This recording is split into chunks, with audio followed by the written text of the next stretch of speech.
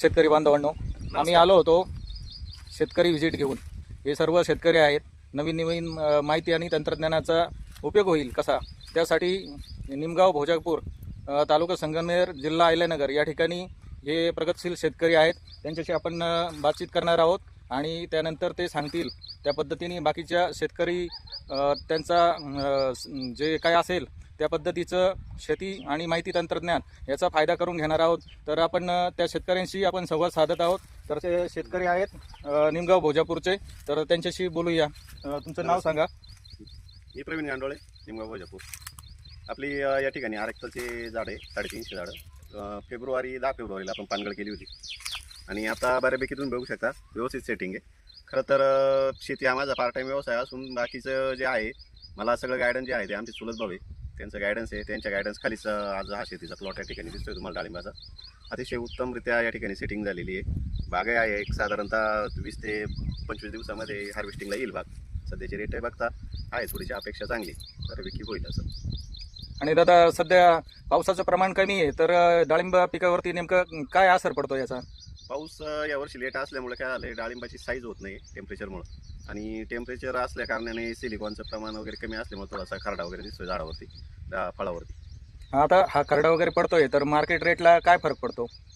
जास्त मोठा खरडा असेल तर तो मग निम्म्या रेटने द्यावा लागतो, रिजेक्शनमध्ये जातो तुम्हाला. हा, म्हणजे प्रोडक्शन तुमचं त्या पटीत निघतंय का? पण हा, प्रोडक्शन आहे, प्रोडक्शन चांगलं आहे, पण पाऊस कमी असल्याचं काय झालंय, जो माल लवकर निघायला पाहिजे होता तो जाम परिपक्व झालेला नाही, अजून थोडा टाइम लागतोय त्याला.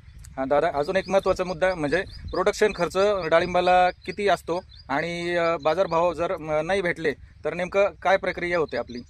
साधारणतः डाळिंब जर तुम्हाला आणायचं असेल तर एकरी ₹1,00,000 ₹1,25,00,000 तुमचा डाळिंबाचा खर्च आहे. म्हणजे तुमची खतं असतील, औषधं असतील, बाकीची तर असेल, मजुरी तर आमची घरची असते, मजुरी जर त्यात पकडली तर मग तो खर्च अधिक वाढेल. बाकी राहिला उत्पन्नाचा प्रश्न, शेवटी बाजारभावाचा विषय, तुमच्या सेटिंगचा विषय. जर तुम्हाला त्याच्यातून उत्पन्न भेटलं 1.5 लाख, 2 लाख, 3 लाख तर तुम्ही आहे फायद्यात, नाही तर मग लॉसमध्ये पण जावं लागतं. आणि महत्त्वाचं म्हणजे असं आहे की हा डाळिंबाचा लागवडी पूर्व किंवा लावल्यानंतर तर शेवट हार्वेस्टिंगला माल येतोय तोपर्यंत तुम्हाला सांभाळायला किती खर्च येतो साधारणतः?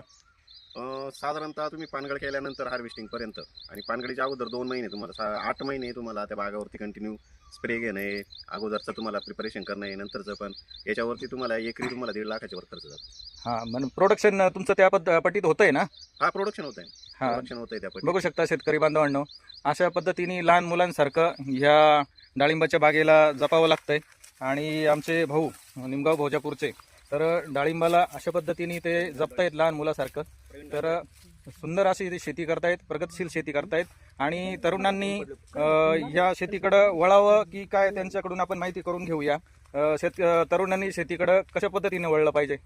नाही, शेतीकडे यायला काही हरकत नाही. शेतीकडे तुम्ही आधुनिक पद्धतीने येऊन जर शेती केली तर नक्कीच तुम्हाला त्यातून फायदा होईल. व्यवस्थित व्यवस्थापन जर केलं तर आपल्याला शेतीतून नक्कीच चांगलं उत्पन्न या ठिकाणी भेटते. काही हरकत नाही, तुम्ही शेतीकडे पण वळू शकता. फक्त एक आधुनिक पद्धतीने चांगलं उत्पन्न निघेल अशा हिशोबाने आपण ती शेतीकडे बघितलं पाहिजे एक व्यावसायिकदृष्ट्या. धन्यवाद दादा. धन्यवाद.